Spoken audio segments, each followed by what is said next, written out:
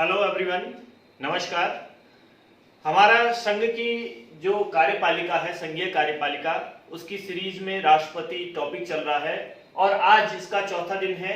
आज हम राष्ट्रपति की जो शक्तियां हैं उन पर बात करेंगे और इसमें जो प्रमुख शक्ति, पहली शक्ति है कार्यकारी शक्ति, राष्ट्रपति की कार्यकारी शक्ति।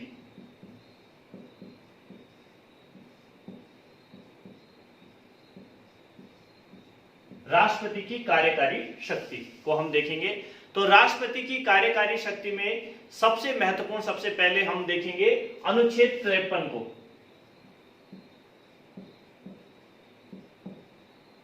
अनुच्छेद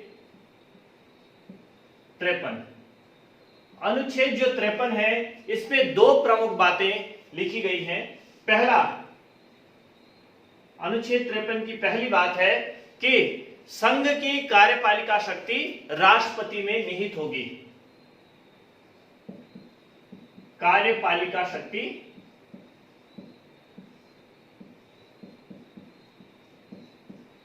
राष्ट्रपति में निहित होगी। तो पहली बात इसमें अनुच्छेद 53 में यह कही गई है।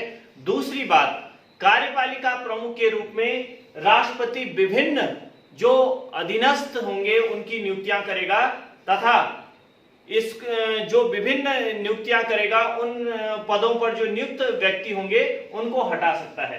तो दूसरी बात अनुच्छेद 53 में ये कही गई है कि विभिन्न नियुक्तियां करेगा।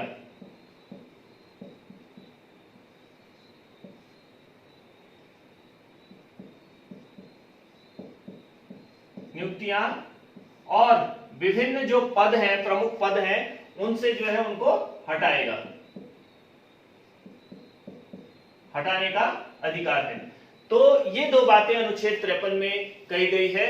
इसके अलावा हम बात करेंगे कि जो कार्यपालिका संबंधी सभी कार्य जो है राष्ट्रपति मंत्रिपरिषद की सलाह से ही करेगा, या फिर जो हमारे पास अनुच्छेद आर्टिकल 74 है भारतीय संविधान का, उसमें स्पष्ट कहा गया है कि राष्ट्रपति की सहायता के लिए एक मंत्रिपरिषद होगा और जो मंत्रिपरिषद होगा वो कार्यपालिका संबंधी जो सभी कार्य राष्ट्रपति करेगा वो मंत्रिपरिषद की सलाह से ही करेगा।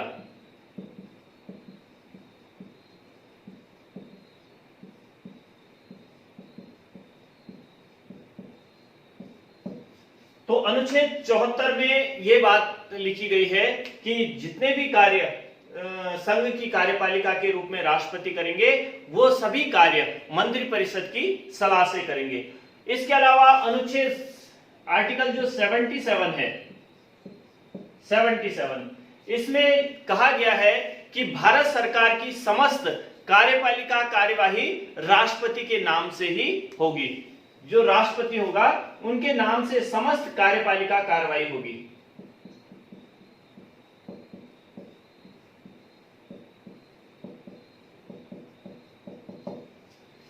जितनी भी कार्यपालिका संबंधी कार्यवाही होगी वो राष्ट्रपति के नाम से होगी।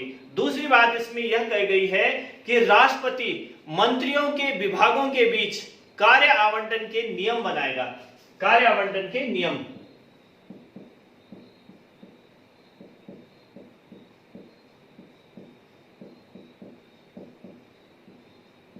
किसके बीच? मंत्रियों के बीच कार्य आवंटन का नियम बनाएगा। ये चीज ध्यान रखना आप कि आर्टिकल 77 में कार्य आवंटन के नियमों की बात की गई है।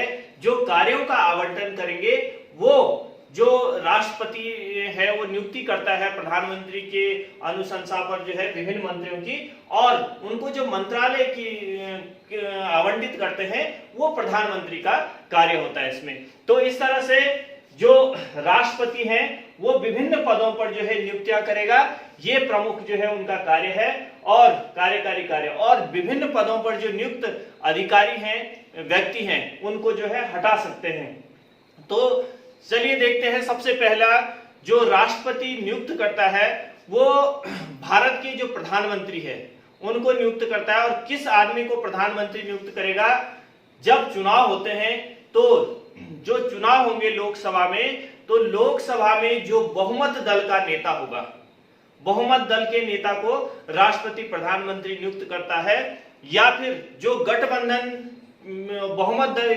गठबंधन का जो बहुमत होगा उसको नियुक्त कर सकता है। यहाँ पर राष्ट्रपति अपने स्वविवेक की जो है, यहाँ पर अपने स्वविवेक का यूज कर सकता है कि किस तरह से जो है किस दल को, अगर पूर्ण बहुमत किसी दल को प्राप्त नहीं है तो गठबंधन की स्थिति में वो किसी भी दल को जो है सरकार बनाने के लिए आमंत्रित कर सकता है। ये राष्ट्रपति का स्वविवेक का कार्य है। तो चलिए देखते हैं जो मंत्रिपरिषद की नियुक्ति है वो कैसे राष्ट्रपति करेगा। मंत्रिपरिषद का गठन,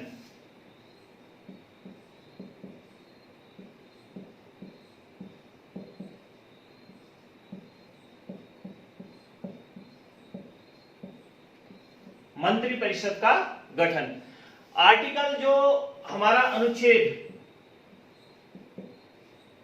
75 फर्स्ट है, अनुच्छेद 75 फर्स्ट या 75 फर्स्ट में कहा गया है कि प्रधानमंत्री की नियुक्ति राष्ट्रपति द्वारा की जाएगी तथा अन्य जो मंत्री हैं उनकी प्रधानमंत्री की सलाह पर राष्ट्रपति नियुक्ति करेगा। तो इसमें प्रधानमंत्री की नियुक्ति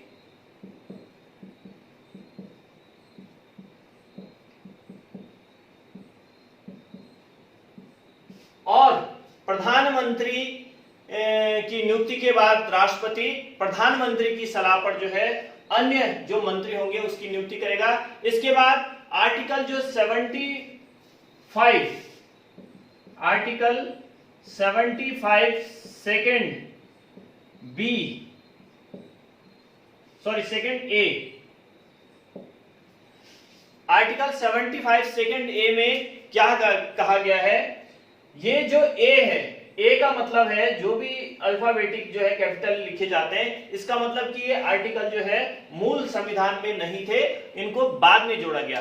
तो इसमें कहा गया है कि प्रधानमंत्री जो मंत्री परिषद होगा उसमें प्रधानमंत्री सहित मंत्रियों की जो कुल संख्या होगी वो लोकसभा के जो सदस्य हैं, कुल सदस्य हैं, उनके 15% से अधिक नहीं होगी। यानी कि मंत्रियों की संख्या जो होगी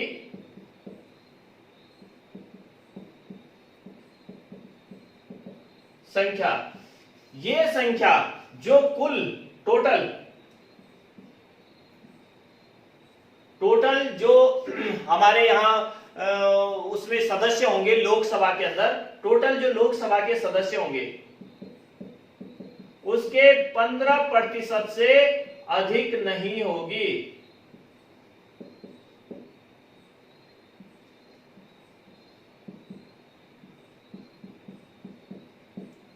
तो आर्टिकल 75 सेकंड ए में जो है ये कहा गया है कि 15% से जो है अधिक मंत्रियों की संख्या नहीं होगी जो लोकसभा की कुल सदस्य संख्या होगी।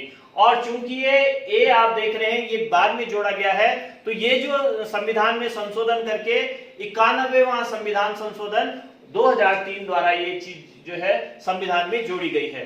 नंबर इसमें नेक्स्ट देखेंगे अनुच्छेद 75(2), आर्टिकल 75,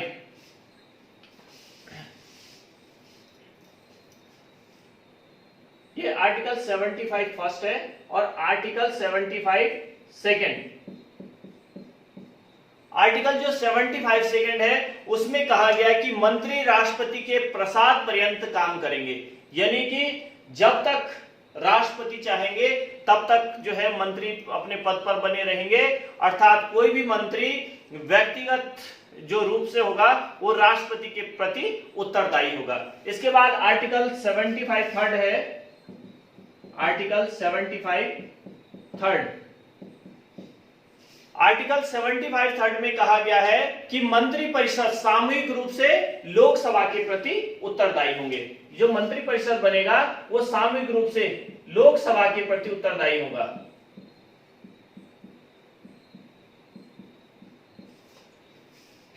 तो ये जो मंत्रिपरिषद से संबंधित गठन है ये राष्ट्रपति का कार्यकारी अधिकार है, कार्यकारी शक्ति है। इसके बाद जो राष्ट्रपति मंत्रिपरिषद के अतिरिक्त अन्य नियुक्तियां करता है उनकी बात कर लेते हैं।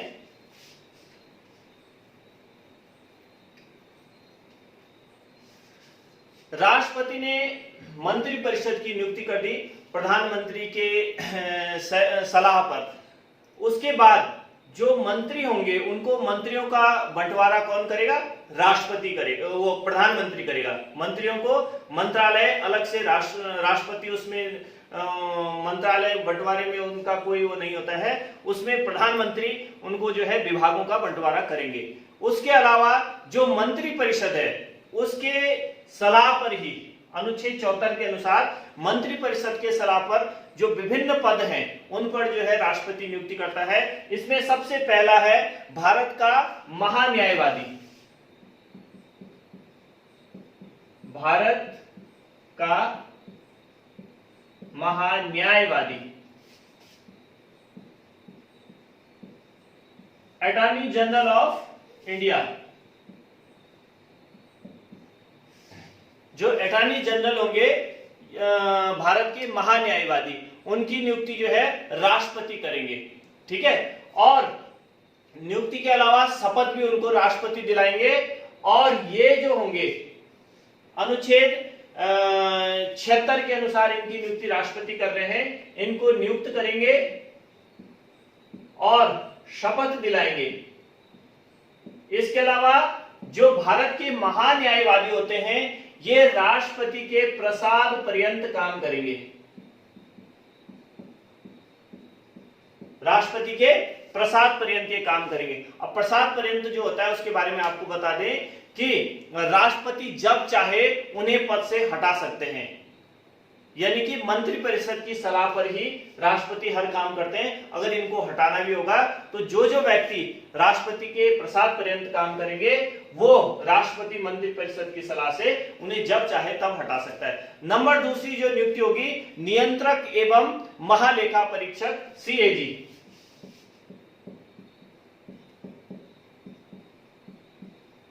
नियंत्रक एवं महालेखा परीक्षक।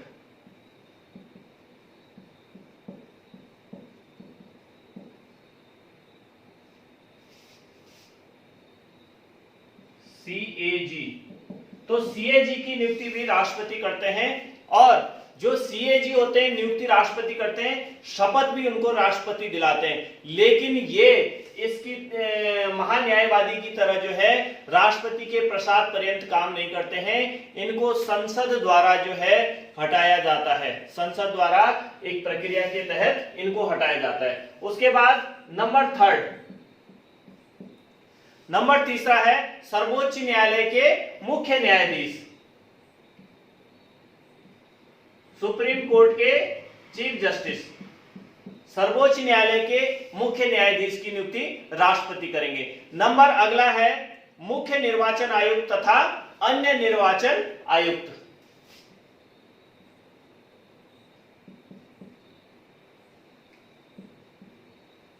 मुख्य निर्वाचन आयुक्त,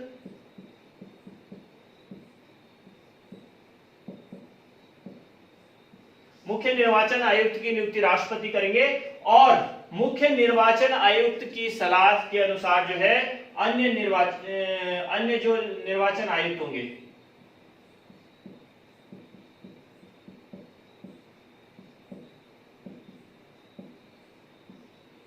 मुख्य निर्वाचन आयुक्त और अन्य निर्वाचन आयुक्त। इसके अलावा जो राज्यों के राज्यपाल हैं उनकी नियुक्ति राष्ट्रपति करेगा और वो राष्ट्रपति के प्रसाद पर्यंत भी काम करेंगे। सभी राज्यों के राज्यपाल, 28 हमारे राज्य हैं, सभी 28 राज्यों के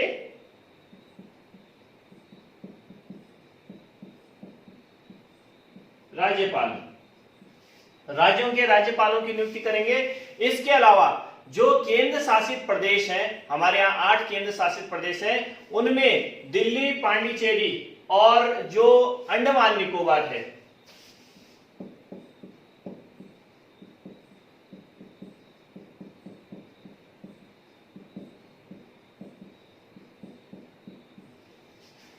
केंद्र शासित प्रदेशों में जो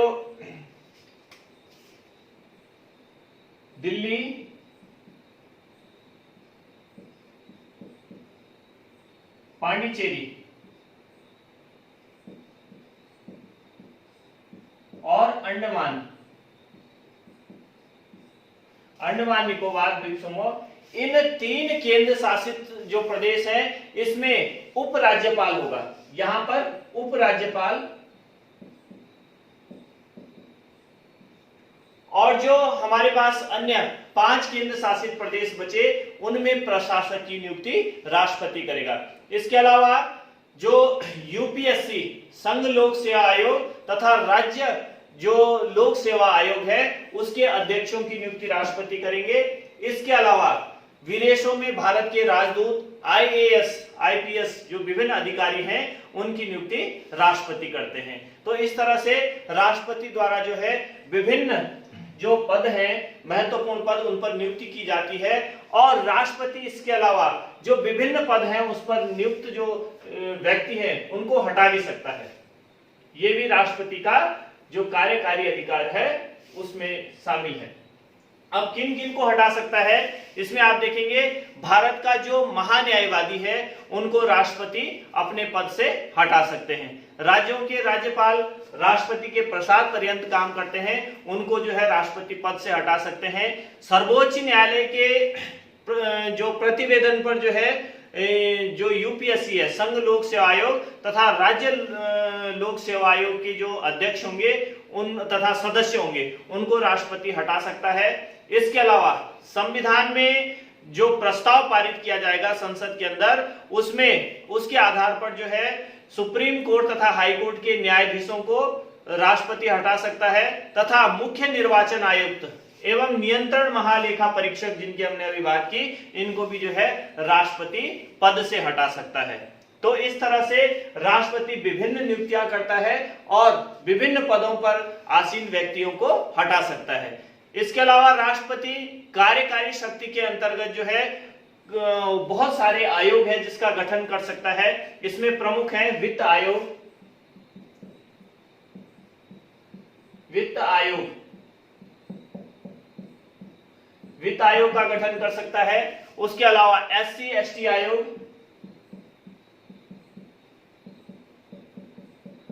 उसके अलावा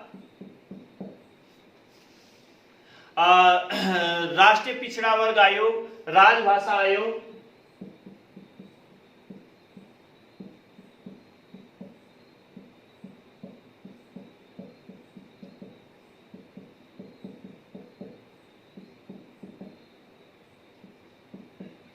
राष्ट्रीय पिछड़ा वर्ग आयोग और राजभाषा आयोग।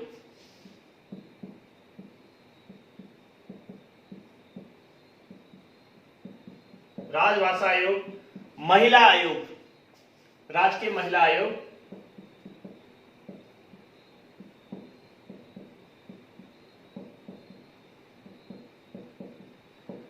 राष्ट्रीय महिला आयोग, राष्ट्रीय मानवाधिकार आयोग और राष्ट्रीय अल्पसंख्यक आयोग। इन आयोगों का जो है राष्ट्रपति गठन कर सकता है।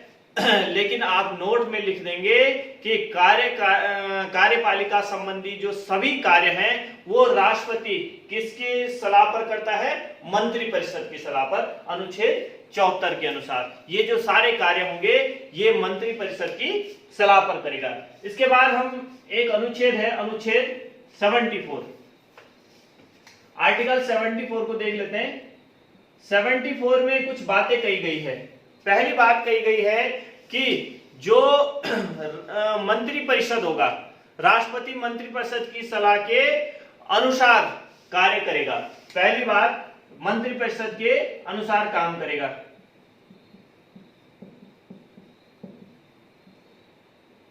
मंत्रिपरिषद की सलाह के अनुसार।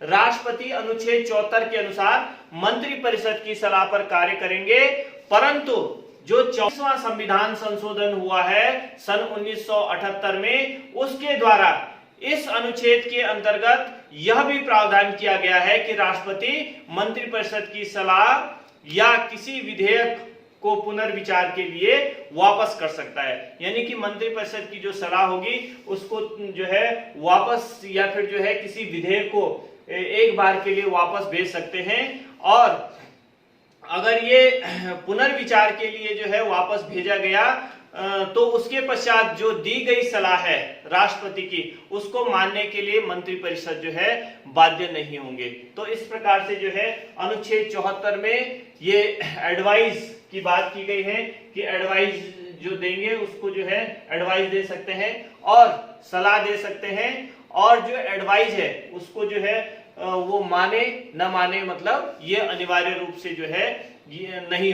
अनुच्छेद 74 में जो बातें कही गई है उसके बाद अनुच्छेद 74 सेकंड, अनुच्छेद जो 74 सेकंड है उसमें इस प्रश्न की जो है न्यायालय में जांच नहीं हो सकती है कि मंत्रिपरिषद ने राष्ट्रपति को क्या सलाह दी, ये बात अनुच्छेद 74 सेकंड में कही गई है। इसके अलावा एक और महत्वपूर्ण अनुच्छेद है आर्टिकल 78। आर्टिकल जो 78 है ये राष्ट्रपति और प्रधानमंत्री के बीच का जो संबंध है इसको जो है दर्शाता है। तो आर्टिकल 78 में 4 प्रमुख बातें हैं। पहली बात है कि राष्ट्रपति प्रधानमंत्री से देश की शासन व्यवस्था की जानकारी ले सकते हैं। इसमें पहली बात कही गई है कि राष्ट्रपति जो है वो प्रधानमंत्री से देश की जो शासन व्यवस्था है उसकी जानकारी ले सकते हैं। दूसरी बात, जो राष्ट्रपति है प्रधानमंत्री से विधि निर्माण की जानकारी प्राप्त कर सकते हैं, ये दूसरी बात कही गई है। तीसरी बात इस अनुच्छेद में यह है कि राष्ट्रपति प्रधानमंत्री को कभी भी अपने पास बुला करके विधि जो है यह मंत्रिपरिषद में चर्चा करा सकते हैं। बुला करके किसी भी जो विषय है उस पर क्या कर सकते हैं, मंत्रिपरिषद में चर्चा करा सकते हैं। और जो चौथी बात है वो ये है कि प्रधानमंत्री का ये संवैधानिक अधिकार है कि वो राष्ट्रपति के द्वारा मांगी गई जो सूचना है उसको जो है उपलब्ध कराएंगे। तो ये 4 प्रमुख बातें अनुच्छेद 78 में कही गई है। ये बहुत इंपॉर्टेंट आर्टिकल है प्रधानमंत्री और राष्ट्रपति के आपसी संबंध के बारे में। तो इस तरह से आज हमने राष्ट्रपति की जो कार्यकारी शक्ति है उसके विषय में बात करी, और कल हम राष्ट्रपति की जो विधायी संबंधी शक्ति है उसको पढ़ेंगे। तब तक के लिए आप सभी को धन्यवाद।